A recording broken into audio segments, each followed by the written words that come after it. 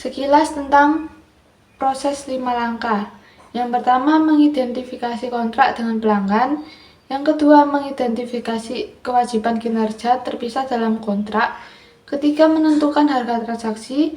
Yang keempat, mengalokasikan harga transaksi ke kewajiban kinerja terpisah. Dan yang kelima, pengakuan pendapatan pada saat tiap kewajiban kinerja telah diperbarui. Contoh rinci dari proses 5 langkah.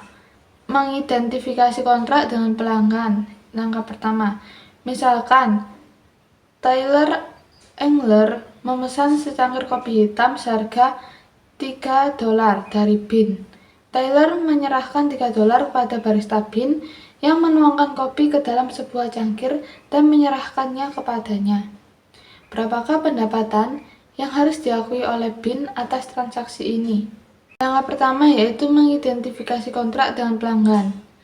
Kontrak memiliki substansi komersial. Tyler memberi uang tunai atas kopi yang diterimanya. Yang kedua, para pihak telah menyetujui kontrak. Tyler setuju untuk membeli kopi dan Bean setuju untuk menjualnya. Yang ketiga, identifikasi hak para pihak telah terlaksana.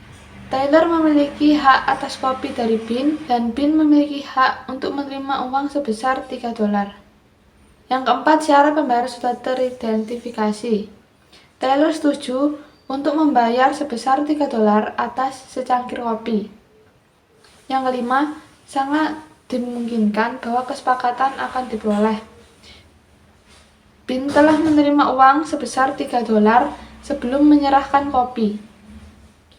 Langkah kedua yaitu mengidentifikasi kewajiban kinerja terpisah. Bean memiliki sebuah kewajiban kinerja untuk menyediakan secangkir kopi untuk Tyler.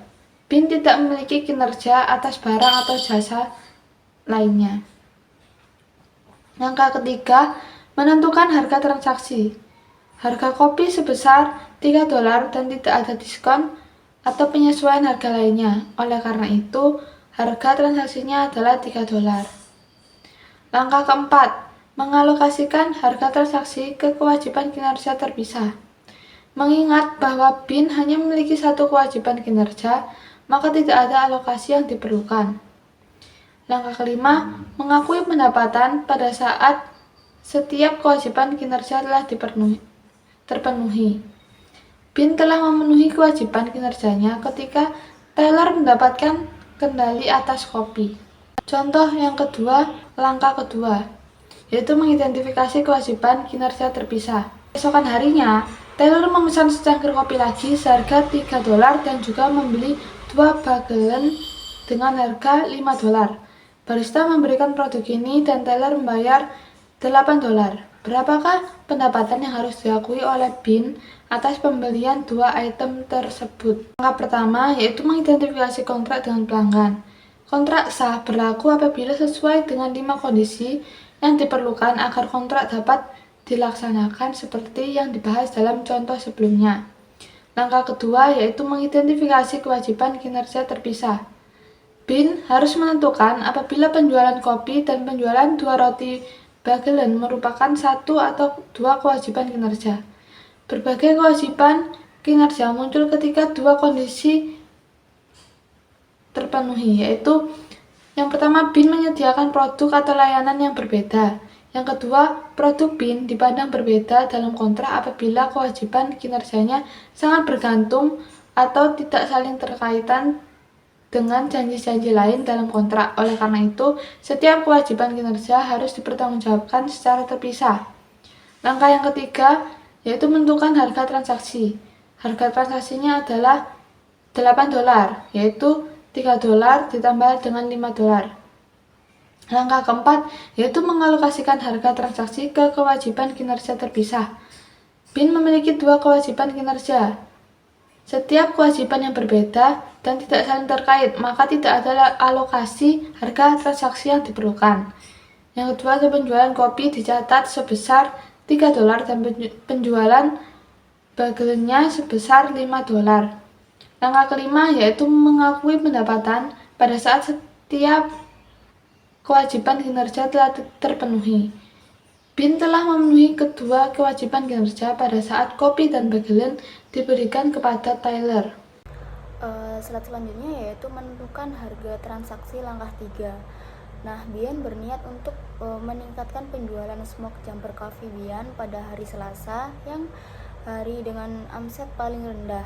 Biasanya produk tersebut dijual seharga $10 untuk kemasan ukuran 12 ons.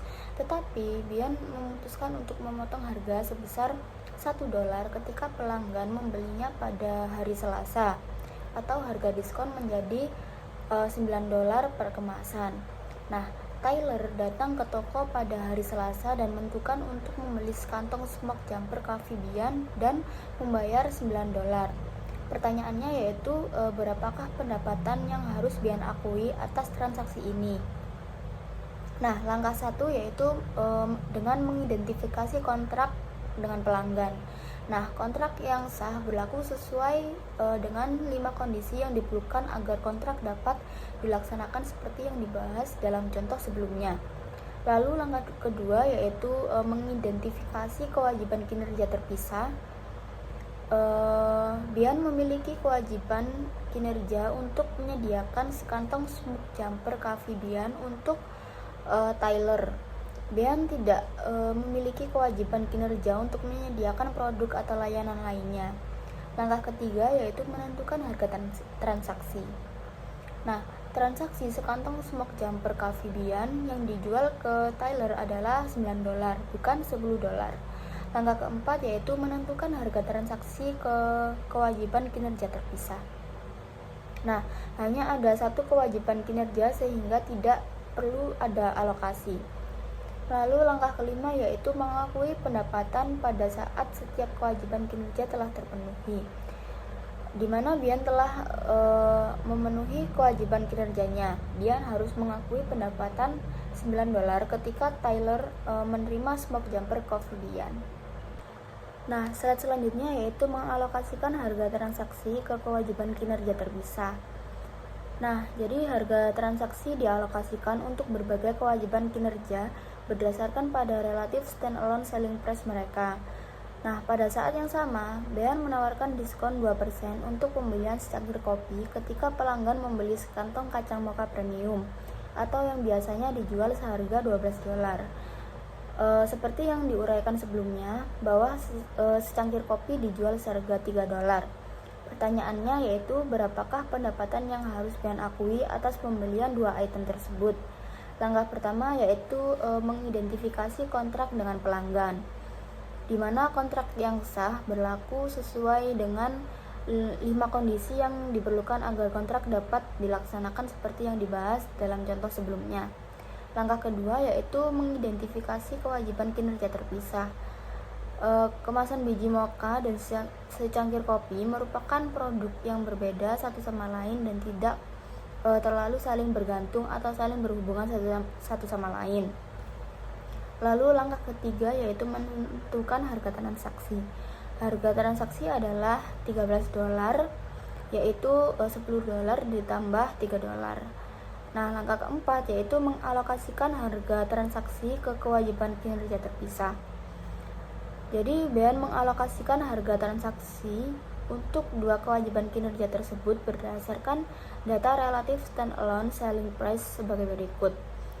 Langkah keempat yaitu mengalokasikan harga transaksi ke kewajiban kinerja terpisah, yang dimana Bian itu mengalokasikan harga transaksi untuk dua kewajiban kinerja tersebut berdasarkan data relatif standalone selling price sebagai berikut. Selanjutnya yaitu harga total transaksi yaitu $13 dialokasikan $10,40 ke kantong biji mocha dan $2,60 ke secangkir kopi. Langkah kelima yaitu mengakui pendapatan pada saat tiap kewajiban kinerja telah terpenuhi, yang dimana Bian itu telah memenuhi kedua kewajiban kinerja pada saat kendali atas kantong kacang mocha dan secangkir kopi yang telah diberikan kepada Tyler. Nah, Bian harus mengakui pendapatan sebesar $13 yang terdiri dari pendapatan dari penjualan biji mocha seharga $10,40 dan penjualan dari secangkir kopi seharga $2,60. Nah, Bian telah memenuhi kewajiban kinerjanya pada saat Tyler telah menguasai produk tersebut. Jadi indikator bahwa Tyler telah mendapatkan kendali sebagai berikut. Yang pertama, Bean memiliki hak untuk mendapatkan pembayaran atas kopi. Yang kedua, Bean telah menyerahkan hak legal atas kopi. Lalu yang ketiga yaitu Bean telah menyerahkan visi kopi. Yang keempat, Tyler telah menerima resiko dan mendapatkan hak kepemilikan yang signifikan atas kopi. Lalu yang kelima yaitu Tyler telah menerima aset. Nah, selanjutnya yaitu kontrak dan pengakuan. Contohnya yaitu pada tanggal 1 Maret 2019, Margo Company melakukan kontrak untuk menyerahkan suatu produk kepada Sun Yun di tanggal 31 Juli 2019. Nah, kontrak menyatakan bahwa Sun Yun harus membayar kontrak dengan harga penuh sebesar $5.000 pada tanggal 31 Agustus 2019. Nah, jadi biaya pengiriman barang itu sebesar $3.000. Lalu Margo mengirimkan produk ke Sun Yun pada 31 Juli 2019. Pertanyaannya yaitu apakah jurnal yang harus dibuat oleh Margo Company berkaitan dengan kontrak ini di tahun 2019?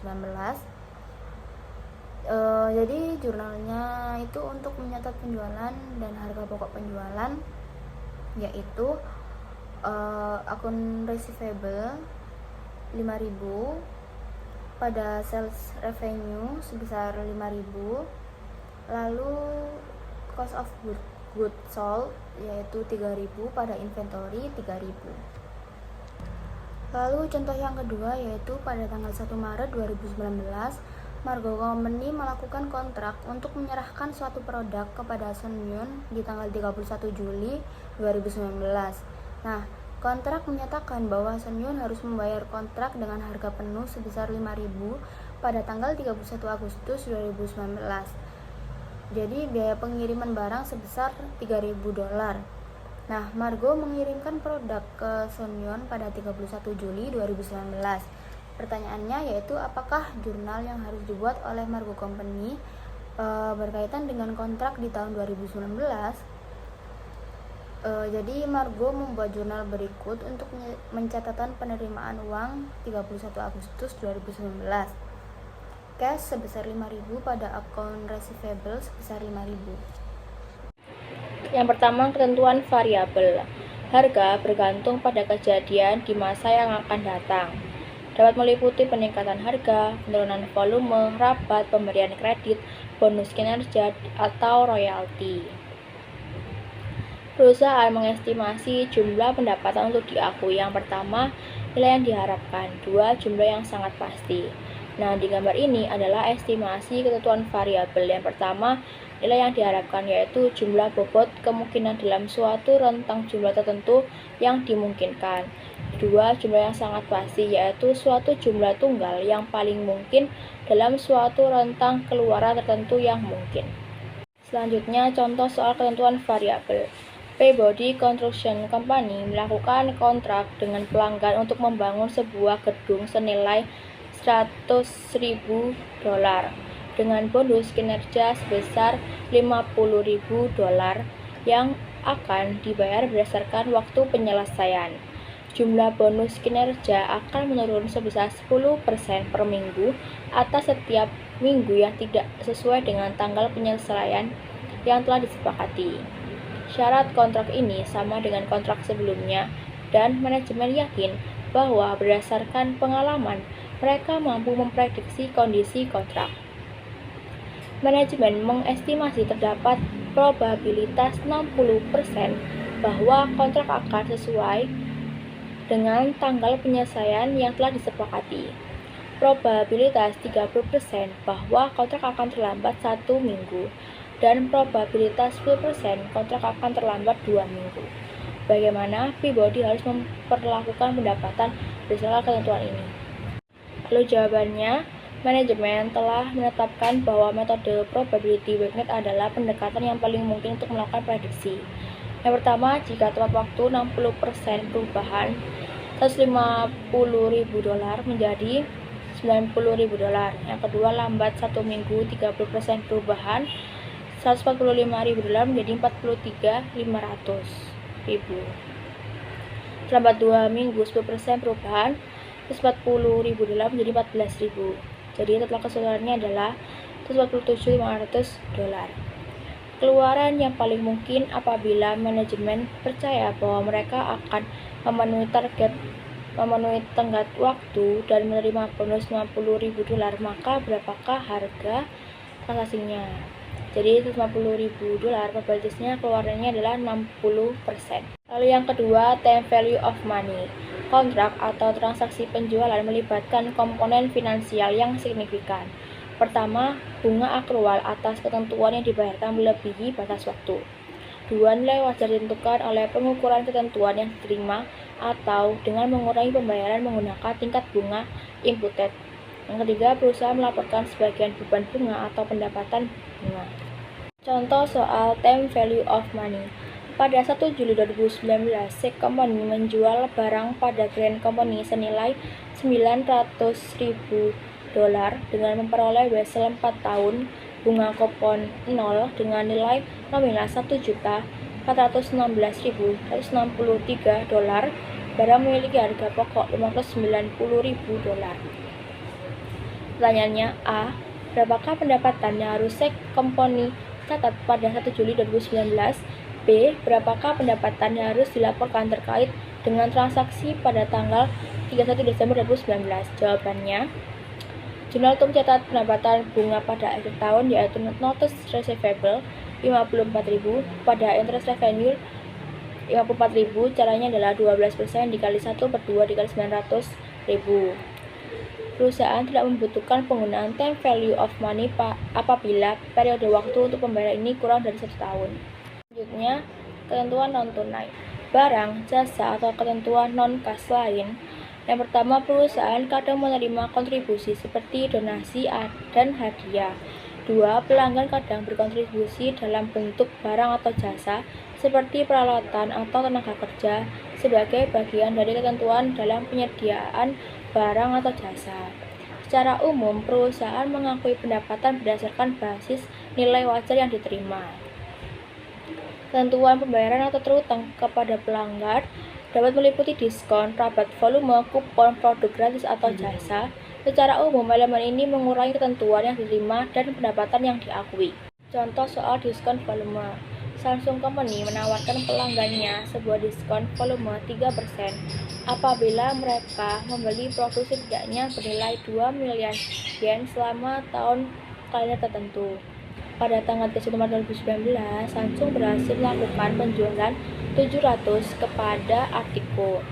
Dalam 2 tahun sebelumnya, Samsung menjual lebih dari 3 juta kepada Arctic selama periode 1 April sampai dengan 31 Desember. Pertanyaannya, berapakah pendapatan yang diakui oleh Samsung atas 3 bulan pertama tahun 2019? Samsung membuat jurnal berikut pada 31 Maret 2019. Akun receivable 679.000 pada sales revenue 679.000. Samsung harus mengurangi pendapatannya sebesar 21.000 yen karena transaksi ini harus diberikan rabat. Lalu, asumsikan pelanggan Samsung memenuhi ketentuan diskon, maka jurnalnya cash 679.000 pada akun receivable 679.000. Lalu apabila pelanggan Samsung gagal memenuhi diskon, maka Samsung membuat jurnal berikut. Cash 700 pada akun receivable 679.000 pada sales diskon forfeited 21.000. Berikut ini adalah contoh soal mengalokasikan harga transaksi ke kewajiban kinerja terpisah. Handler Company adalah perusahaan pembuat peralatan yang biasa digunakan dalam industri konstruksi. Produk handler mencakup potongan-potongan kecil hingga besar sebuah mesin otomatis hingga suatu sistem kompleks yang berisi banyak komponen. Harga jual unit berkisar 600.000 hingga 4 juta dolar. Termasuk jasa pemasangan dan pelatihan.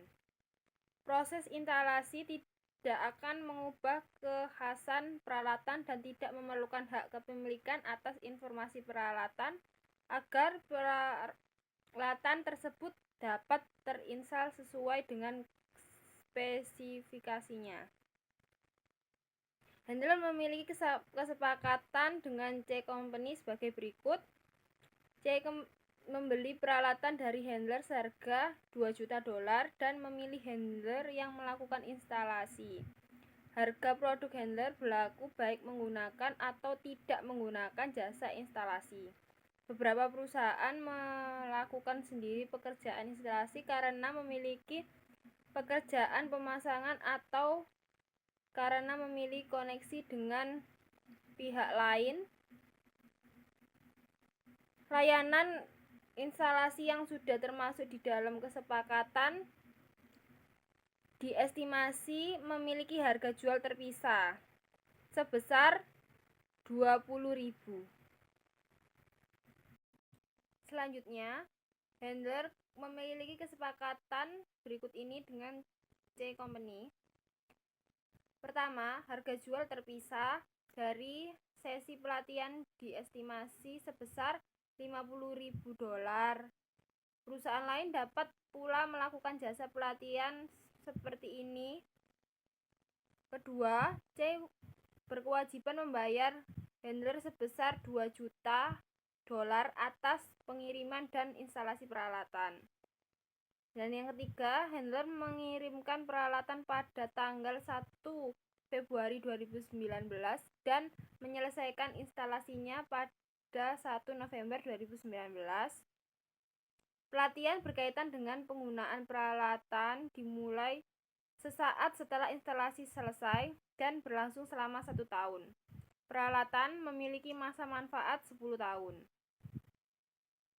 Pertanyaannya yaitu yang pertama, yang A, apakah kewajiban kinerja untuk tujuan akuntansi dari penjualan peralatan ini?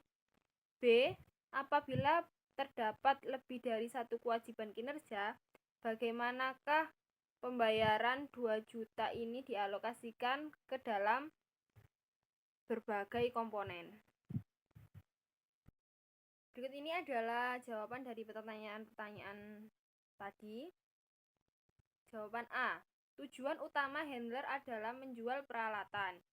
Jasa lainnya berupa instalasi dan pelatihan bisa saja dilakukan oleh pihak lain. Oleh karena itu, peralatan, instalasi, dan pelatihan adalah 3 produk atau jasa yang berbeda. Tiap item memiliki harga jual terpisah dan tidak saling berkaitan. Lalu jawaban yang B, total pendapatan sebesar $2 juta harus dialokasikan ke dalam 3 komponen berdasarkan harga terpisah relatifnya masing-masing.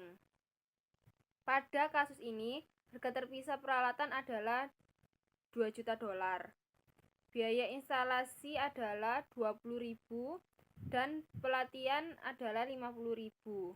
Oleh karena itu, harga jual terpisah adalah $2.070.000. Didapatkan dari 2 juta tadi ditambah dengan 20.000 ditambah dengan 50.000. Maka pengalokasiannya yaitu peralatan sebesar $1.932.367, di mana didapatkan dari 2 juta dibagi 2.070.000 dikali dengan 2 juta. Lalu instalasinya 19.324 didapatkan dari 20.000 dibagi 2.070 dikali 2 juta. Lalu untuk pelatihan yaitu $48.309 didapat dari 50.000 dibagi 2.070 dikali 2.000. Materi selanjutnya yaitu pengakuan pendapatan pada saat atau sebagai tiap kewajiban kinerja yang telah dilaksanakan.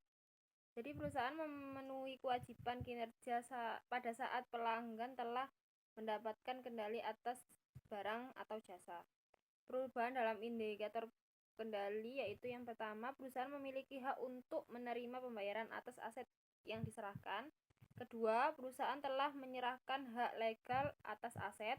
Yang ketiga, perusahaan telah menyerahkan kepemilikan fisik aset. Yang keempat, perusahaan telah menerima resiko dan hak kepemilikan. Dan yang terakhir, perusahaan telah menerima aset. Selanjutnya ini masih pada materi yang sebelumnya. Ada langkah dalam proses pertama, yaitu mengidentifikasi kontrak dengan pelanggan. Uraiannya adalah kontrak adalah sebuah perjanjian yang menghasilkan hak dan kewajiban yang dapat dipaksakan.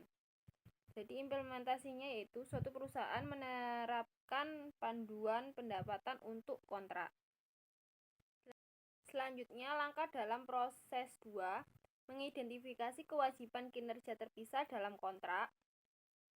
Suatu kewajiban kinerja adalah sebuah janji dalam suatu kontrak untuk menyediakan produk atau jasa kepada pelanggan. Kewajiban kinerja muncul apabila pelanggan mendapat manfaat dari barang atau jasa tersebut atau bersama-sama dengan sumber daya yang tersedia lainnya. Jadi implementasinya yaitu suatu kontrak dapat berisikan kewajiban kinerja berganda. Akuntansi didasarkan pada pengevaluasian apakah produk atau jasa berbeda di dalam kontrak. Apabila tiap barang atau jasa berbeda, tetapi bersifat saling ketergantungan dan berkaitan, maka barang dan jasa ini adalah gabungan dan dilaporkan sebagai satu kewajiban kinerja. Selanjutnya, langkah dalam proses ketiga, menentukan harga transaksi. Jadi, harga transaksi adalah jumlah yang ditentukan bahwa perusahaan berharap menerima dari pelanggan sebagai bentuk pertukaran barang dan jasa. Implementasinya, dalam menentukan harga transaksi, perusahaan harus mempertimbangkan faktor-faktor seperti ketentuan variabel, time value of money, ketentuan non-tunai, dan ketentuan pembayaran atau terutang terhadap pelanggan. Kemudian, langkah dalam proses 4, mengalokasikan harga transaksi ke dalam kewajiban kinerja terpisah. Apabila lebih dari satu kewajiban kinerja muncul, maka alokasikan harga transaksi berdasarkan nilai wajar relatifnya. Implementasinya yaitu ukuran terbaik dari nilai wajar adalah berapakah barang atau jasa dapat dijual dengan basis terpisah. Estimasi harga terpisah ini dapat berdasarkan pada penilaian pasar yang disesuaikan, lalu pendekatan biaya plus keuntungan yang diharapkan, dan pendekatan nilai sisa. Kemudian yang terakhir, langkah dalam proses 5, pengakuan pendapatan pada saat kewajiban kinerja telah dilaksanakan. Suatu perusahaan telah menyelesaikan kewajiban kinerjanya pada saat pelanggan mendapatkan kendali atas barang atau jasa. Implementasinya, perusahaan telah menyelesaikan kewajiban kinerja baik pada suatu waktu atau selama periode waktu.